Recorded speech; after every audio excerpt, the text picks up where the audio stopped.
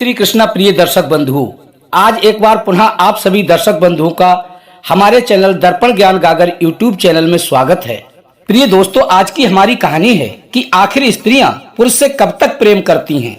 प्रिय दर्शकों, जैसे कहा जाता है कि सोना दिखने में एक धातु ही होता है, मगर जब उसको अलग अलग प्रकार के रूप दे दिए जाते हैं तो उसका नाम भी अलग अलग ही हो जाता है। जैसे कि स्त्री, जब स्त्री एक पिता से जुड़ती है तो वह बेटी बन जाती है, और जब स्त्री एक बेटा से जुड़ती है तो वह माँ बन जाती है, और जब स्त्री भाई से जुड़ती है तो बहन बन जाती है, और जब वह स्त्री शादी के बंधन में बंधकर किसी पुरुष से जुड़ती है तो वह पत्नी बन जाती है। और प्रिय मित्रों, जब एक स्त्री कुलक्षणों में जाने लगे और पति के अलावा अन्य पुरुषों से प्रेम रखने लगे तो वह स्त्री एक वेश्या भी बन जाती है।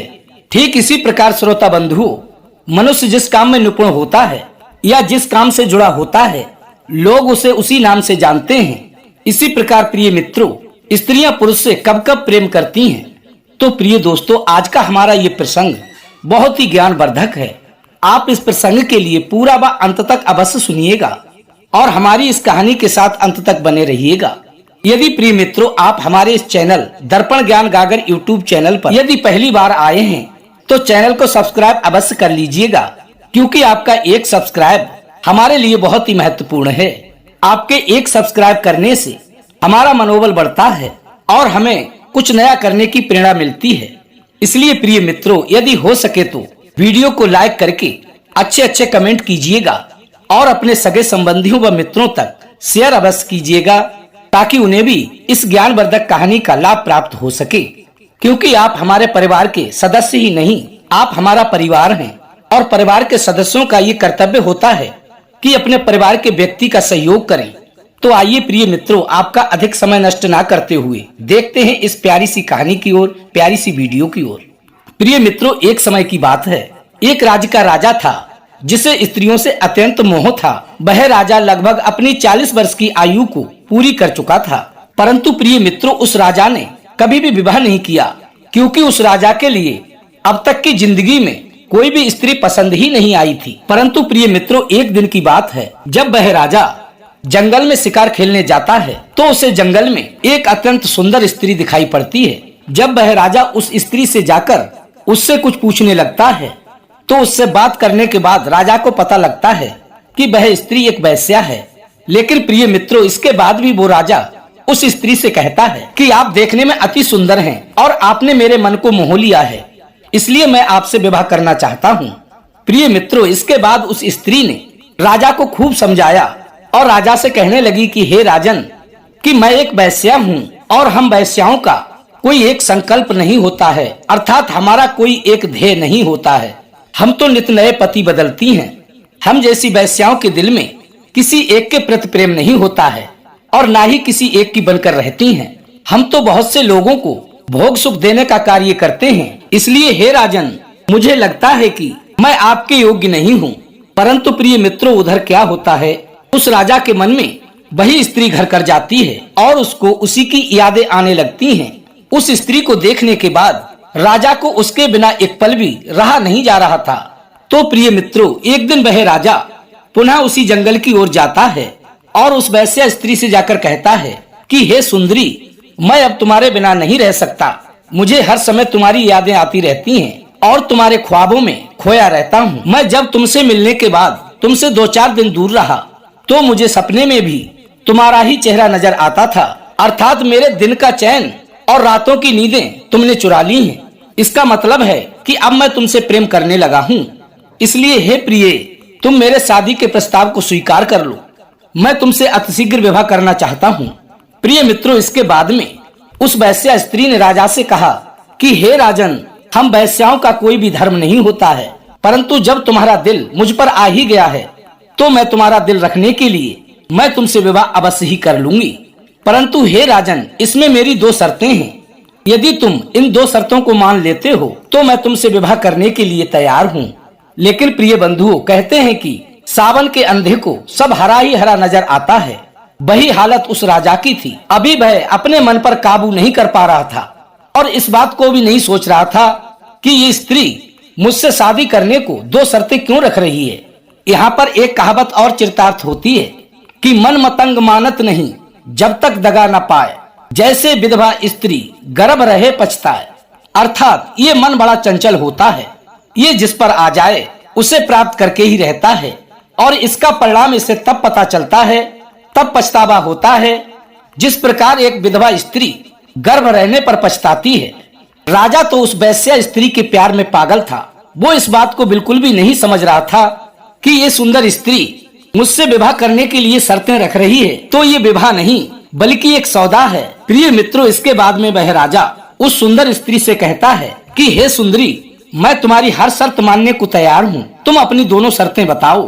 प्रिय मित्रों, इसके बाद वह स्त्री कहती है, ये तो आप जानते हैं कि मैं एक वैश्या हूँ और मैं कई लोगों को शारीरिक सुख प्रदान करती हूँ, मगर जब मैं तुमसे विवाह करूंगी तो विवाह करने के बाद यदि मैंने तुम्हें संबंध बनाने के दौरान निर्वस्त्र देख लिया तो कोई बात नहीं है, और संबंध बनाने के बाद फिर कभी यदि मैंने तुम्हें निर्वस्त्र देख लिया तो मैं उसी दिन तुम्हें छोड़कर अपने घर वापस चली जाऊंगी। मैं केवल तुम्हें शारीरिक संबंध बनाते समय ही निर्वस्त्र देख सकती हूँ, न कि अन्य किसी समय। और मेरी दूसरी शर्त ये है, ये जो दो भेड़ के बच्चे मेरे साथ रहते हैं, इनका तुम्हें पूर्ण रूप से ध्यान रखना होगा। यदि इन दोनों भेड़ के बच्चों को कोई भी क्षति या परेशानी होती है तो मैं उसी समय तुम्हें छोड़कर तुम्हारे पास से चली जाऊंगी।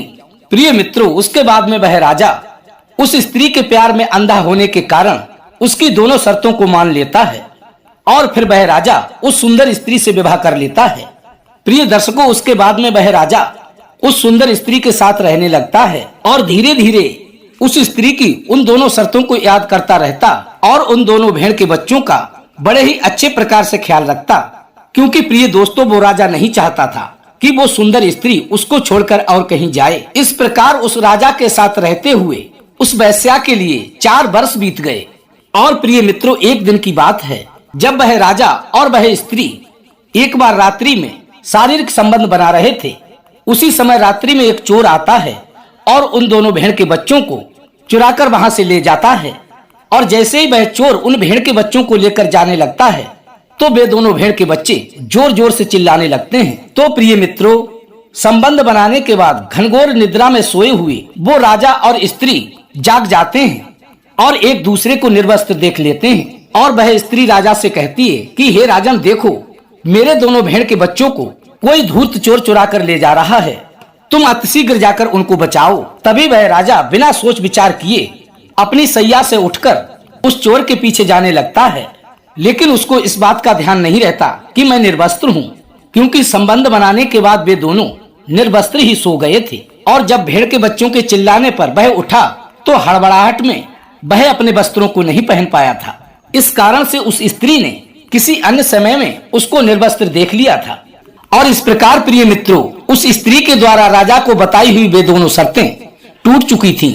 फिर प्रिय मित्रों, वह राजा काफी देर तक, काफी समय तक उस चोर के पीछे पीछे भागता है, अर्थात उसका पीछा करता है, परंतु वे दोनों भेड़ के बच्चे उसको कहीं भी नहीं मिलते हैं। प्रिय श्रोता बंधुओं, जब काफी समय बाद वो राजा वहाँ पर लौटकर वापस आता है तो उसको उसकी वो प्राण प्रिय पत्नी वहाँ पर नहीं मिलती है। और प्रिय मित्रों, अपनी पत्नी को वहाँ पर ना पाकर राजा इस बात को भली भांति समझ चुका था कि मेरी पत्नी की दोनों शर्तें टूट चुकी हैं। मैं उसकी एक भी शर्त को जिम्मेदारी से नहीं निभा सका और इसी कारण से वो मुझे छोड़कर चली गई। प्रिय श्रोता बंधुओं, इस प्रकार कई दिन बीत जाते हैं और उस राजा के लिए अपनी मनमोहिनी पत्नी की बहुत ही याद सता रही थी। एक दिन फिर से जब राजा जंगल की ओर जाता है, जो कि वन में एक सुंदर कुटिया बनाकर रहती थी, वही नजर आ जाती है। तभी वह राजा उसके पास जाता है और उससे एक बार पुनः कहता है कि हे प्रिय, मैं तुमसे प्राणों से ज्यादा प्रेम करता हूँ और जिस दिन से तुम मुझको छोड़कर आई हो उस दिन से मैं पागल सा हो गया हूँ, क्योंकि मैं तुमसे अत्यंत प्रेम करता हूँ। तुम्हारे बिन एक पल भी जी नहीं सकता और वो महल मुझे खाने को दौड़ता है। अब तो जी करता है कि मैं आत्महत्या कर लूं। इसलिए हे प्राण प्रिय, मेरा तुमसे निवेदन है, तुम मेरे साथ फिर से महल वापस चलो। प्रिय श्रोता बंधु, तभी वह स्त्री राजा से कहती है कि हे राजन, मैं तुम्हें बार बार समझा रही हूँ, मैं एक वैश्या हूँ और हम वैश्याओं का कोई भी धर्म नहीं होता। हम लोगों का कार्य मात्र लोगों को भोग सुख देना है। हम वैश्याएं कभी किसी से प्रेम नहीं करती हैं। इसलिए हे राजन, आज मैं तुम्हें 3 बातें बताती हूँ, इन्हें हमेशा अपने जीवन में याद रखना।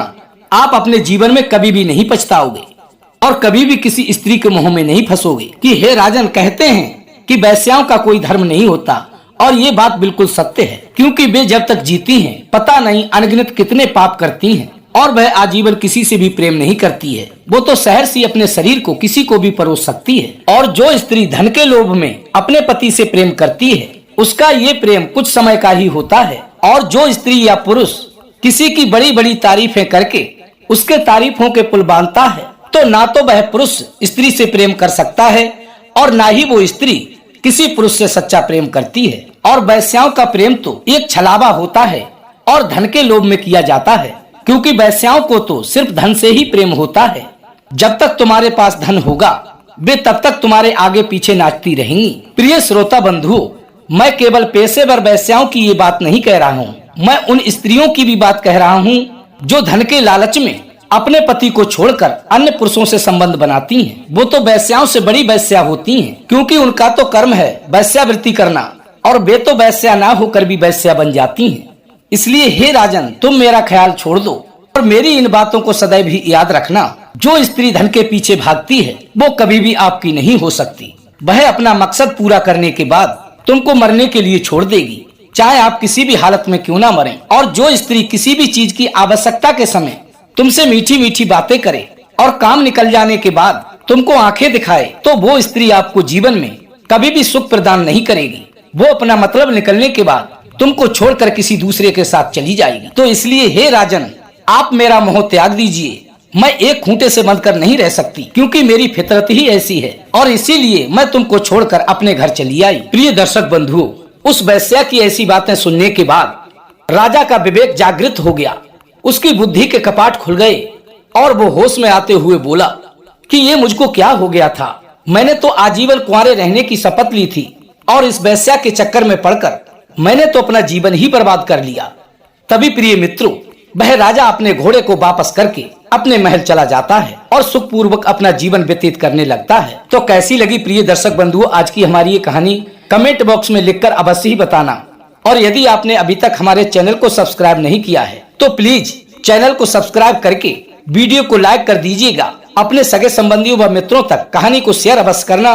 फिर मिलेंगे इसी प्रकार की ज्ञानवर्धक चर्चा के साथ। इसी के साथ प्रिय दोस्तों, राधे राधे, जय श्री कृष्णा।